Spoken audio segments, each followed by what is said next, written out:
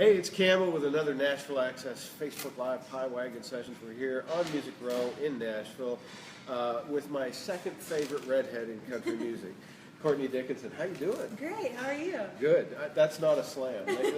That's a good thing. I know. Who's first? Reba. I was thinking. Yeah. There's not another one out there, so you don't have No, any no, choices. Yeah, I know. Not a lot. Thanks for coming by. We've known each other for a few years now. Yeah, and for this a very long time. saw you last year or the year before at Third and Lindsley, which was really cool with full band and everything. Yeah, it was a good show. Yeah, so it's great to have you here and just be able to talk to you. Yeah. And then I ran into you a couple months ago. So. Yeah, one of the CMA things. Yeah. That's right. So you got a new single out. I do. Yes. Tell everybody what it is. It's called "So Over the Rainbow," and it's been on the Music Row charts for a couple months, and it has gotten. Last week it was at 53, week before 52. So hopefully this week it will. Maybe it'll get in the 40s. And fingers crossed. Maybe we'll see. It comes out today.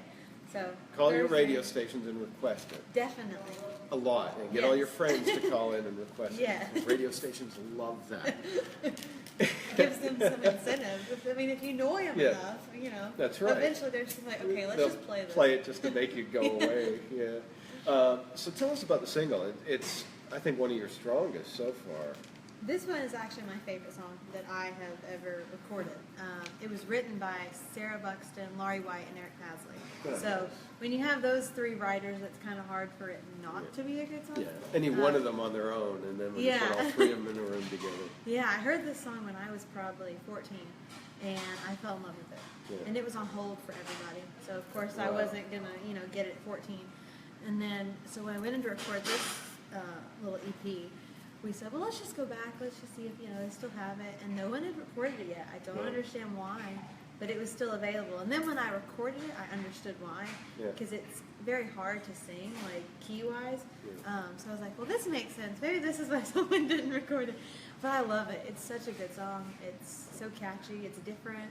It kind of makes you think of Wizard of Oz a little bit.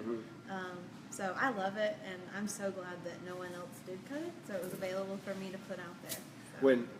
When people have a record on hold, that means that some of the artists are interested in recording it, so they just don't want anybody else to get to it before they do. And it was on hold for a lot of people. I think it was on for because when we went into these publishing houses, it'd say on the on the board on hold so and so. Now I Hope had it. Julian Huff had it on hold, and I think a couple other people did after that. I don't know, because that's when I kind of stopped pushing for it at that time. But I'm really glad they did not record it. As an indie artist, is it tough getting the big songs? I think this one, it was a little easier because it had been sitting and they had kind of forgotten about it, I think. But yeah, I mean, because they want the big name. I mean, and as a writer, I understand. You want a bigger name, but then again, I also understand too. You want your music to get heard, so it doesn't really matter. Also, so. But yeah, it's a little bit tougher to get it than a major. A major can walk in and get whatever they want. But the more you get successes on the charts, the more power you have to say, I want that song. I'm going to put that song on hold. And wait for some new artist to come along and say, man, she put that on hold. Definitely, yeah. Now, you don't live in Nashville. You make the run here all the time from Georgia. Yeah, it's about 3.5 hour drive, so it's not too bad at all. No. It's almost like living here, but without the traffic. No, there's still traffic. There's still traffic. It's just in a different part. So tell us about your career, because you started pretty young. I started when I was about 12. Really seriously. I mean, I sang all my life, but at 12 I was like, okay, I really want to do country music, and that's when I also started writing. Granted, the songs are way different now than when I was 12, but yeah, that's when I really started pursuing it. And then probably around 18 is when it really started to kind of pick up, because I took a break when I was probably 14-ish for about 2 years, just because of grandparents and family health issues that we had to take care of them. So I had about 2 or 3 year break, and so unfortunately all the momentum I had kind of built up at 14 I had lost. So 17, that's when I kind of started it back again, and now it's finally starting to catch up. I think that's kind of when you caught my attention, and kind of close to when we got to know each other was when you were coming back on that second bit. Because you were being kind of promoted, you see your name all over the place, and it's like, oh, she's got some talent to her. Well, thank you. So, what's the difference between being 17 and where you are now? Has that been a long haul for you in a relatively short span of time? Yes and no. There's some years that it feels like it's taking forever, and there's some years that it flies by. Last year, it seemed like it was a long year, long trek. But this year, all that stuff from last year is starting to pay off. Right. So just in the 4 months already, more has happened than last year because all the stuff that we worked on last year is kind of transferring over. So there's some years that, it feels like we're charging, and then some years it's very slow. Cool. So, but this year I think it's been a great year so far. It already is. So all right. Hopefully it'll keep getting better. Let's do a song. Okay. And when I say let's, that doesn't mean me. And then we'll talk some more. Okay, awesome. All right. Slide in here and get you some picking. We'll do the single. All right. So Over the Rainbow.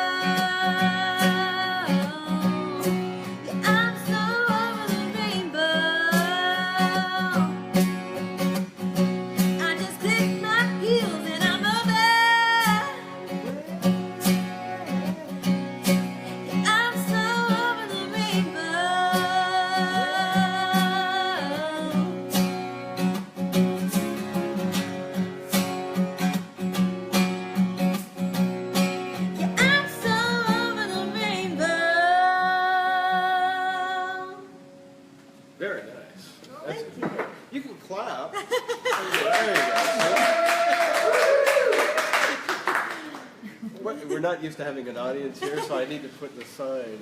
Applause. Yeah. That's a great song. I love the range on it with your voice. Thank you. Cool voice. One of my favorite ones that I did not write.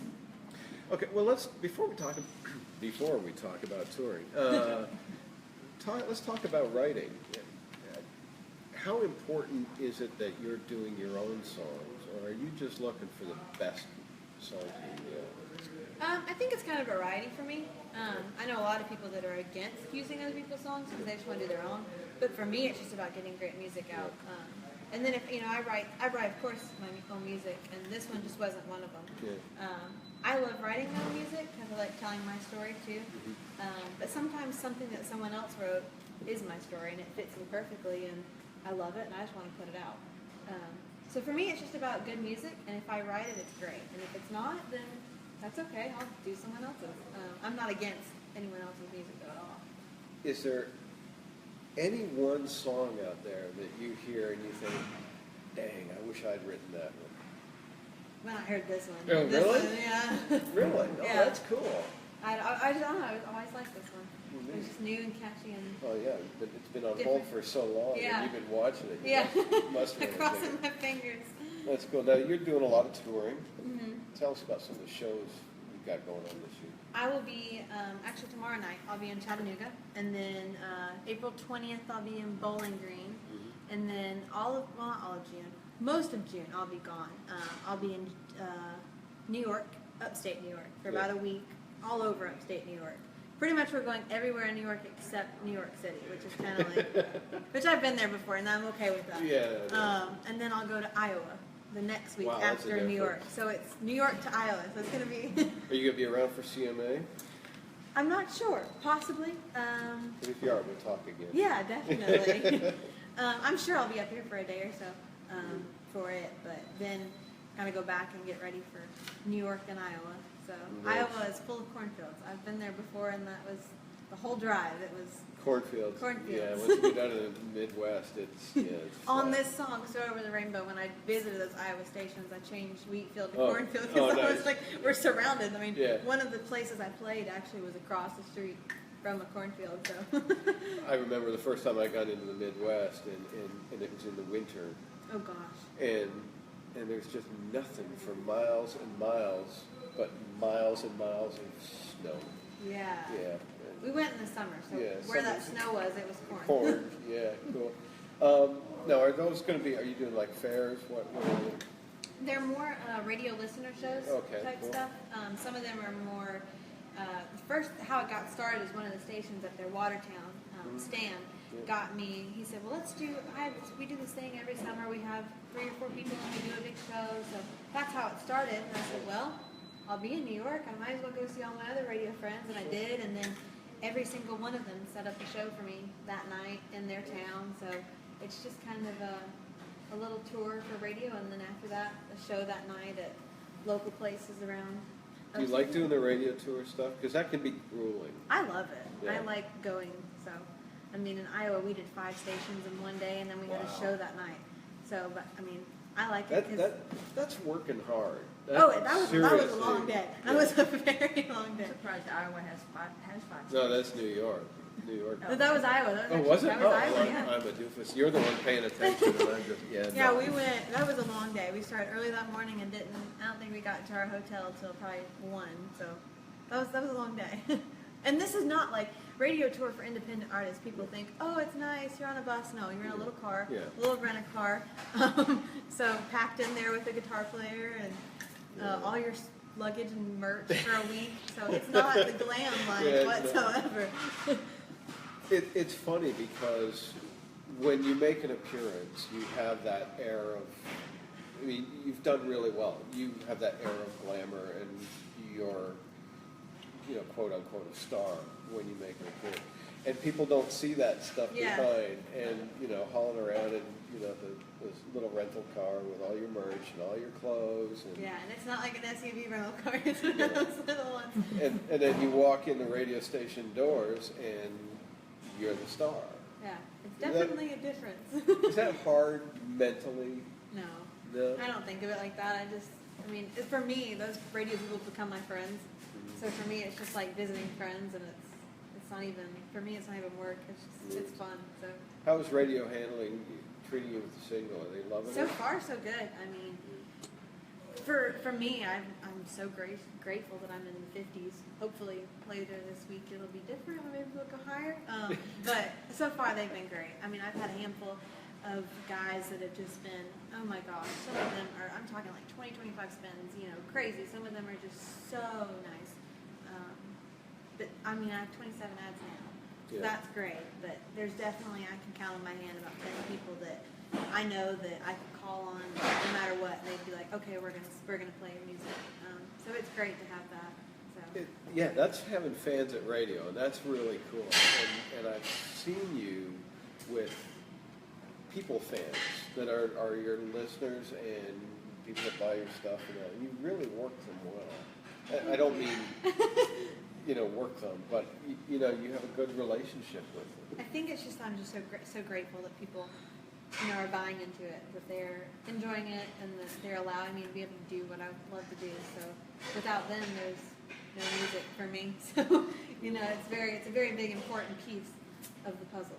So. Yeah, and you've really matured in the past few years, being able to handle all that stuff as well. Has that been kind of a difficult process for starting so young and then being thrown into this really adult world? Yeah, I mean, when I was younger, I didn't really do a lot of it for myself because it was just at 13. How do you do all? I was still driving, and I was still in school. I was still, but yeah, at 16, I kind of started taking on more when my grandparents got sick and my mom was taking care of them. I mean, I came up here and did CMA pretty much by myself. My dad was here and he helped, but my dad is not in the music world. He's in the plumbing world. So it's totally. Not. It wasn't. Although it could be said, both have the same results in some cases. Yeah. I never thought about that. Yeah, figure that one out on your own time. He'll love that. I'll tell him that later. He'll love that. A lot of BS. And plumbers make a lot more money than most independent artists. Yes, so. Definitely. So yeah, that's when I kind of got my not independence, but learned to do stuff for myself very quickly. And then ever since then, it's just kind of grown more, and especially since I started doing the single and everything. And as you get older, you take on more responsibility. So. Yeah, and then when you get to a certain point, you're just trying to ditch the responsibility. I'm about ready to be like, does anybody want to take this part? No, you're also a struggling actor. Struggling. Everybody that's not started in anything big is struggling. So you're an actress as well. I am. I kind of put that on the back burner for music. I decided when I was about 15 that I really wanted to focus on music. But when auditions come along, of course, I take them. Yeah. So I do school and music and work and that, and I'm busy. Now, where are you going to school? I do online school, online college. Yep. Cool. So. Nice. Yeah. So you can take it with you. And yeah, I actually, when I was in Iowa, you can ask my mom and the guitar player that was with me in the car. I'm talking about, I got done with that show at 11 o'clock, and it was about an hour and a half drive. I had an assignment due at midnight, and I was just in the back seat with a headache, trying to write this paper at midnight. So, yeah, you definitely do it on the go, which will be interesting this summer in New York, trying to do that. Yeah, no There'll be a lot of car homework. Yeah, and looking for Wi-Fi. Well, I have a hotspot on my phone, but it's just if the phone works, because when you're in the middle of nowhere. So, and the teachers are not. Professors are not understanding. High school teachers a little bit more, but college they don't care. They're like, sorry. Yeah, sorry you missed that deadline. Yeah. Nice. Let's do another song. Okay, awesome. Cool. Freedom? Yeah. Well, this one I co-wrote with actually Chris and Max. Chris is here, so I don't know.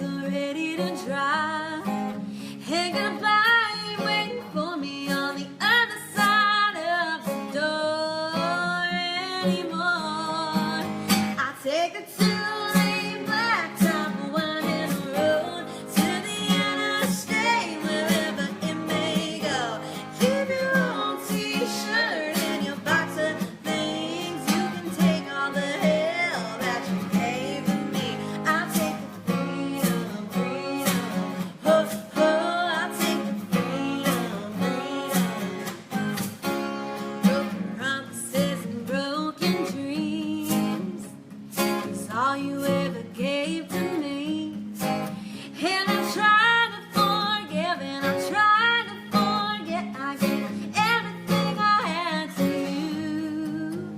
Now there's nothing left to lose. I'll take it to the lane, blacktop, winding road, to the interstate, wherever it may go. Keep your own t-shirt and your box of things. You can take all the hell that you gave to me. I'll take the freedom, freedom. Ho, ho, I'll take the freedom, freedom. While you're looking for the girl you wanted me to be, I'll be looking for me.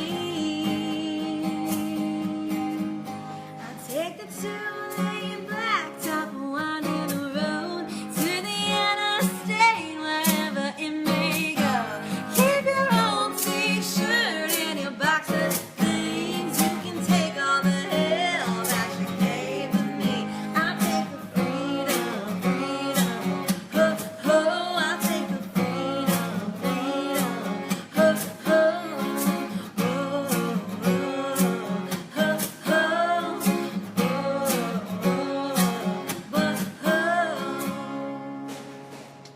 Very cool. Oh, they got it. They got it. Don't have you to have tell the them sign? twice. Okay, so you've got an EP. Yes. That's out now? Yes, it's on iTunes and everything. On my website, it's probably the easiest. Right. CourtneyDickinson.com. It has links to Facebook, Twitter, YouTube, All places. everything on there. iTunes, so. And you have to handle, I mean, that's another thing too, because you're doing all your social media and all your radio tours and all, and school. Yeah. Man. I'm busy. There's not a lot of downtime. Not a lot of downtime. Get the EP Definitely. and make sure you request So Over the Rainbow on your favorite radio station, wherever you are. Cool song.